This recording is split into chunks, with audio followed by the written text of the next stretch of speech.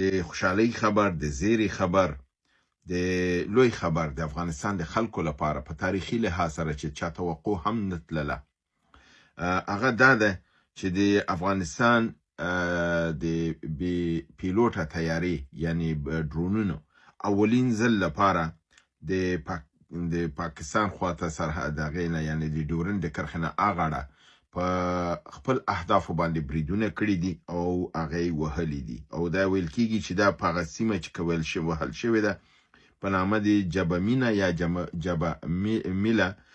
منطقه ده چې الته افغانستان ادعا کړې ده چې د هغه ترهګر چې په افغانستان کې مشکلات جوړول او د افغانستان لپاره په ستونزې جوړولې او دا ترهګری کوله چې د داعش ډله ده او د دې دالیس دوی په ترکیه کې او په قطر کې دوی تسپارلو د هغې جملې نه عبدالحکیم توحیدي چې دی غوښته او د پاکستان د هغې په ټنځای باندې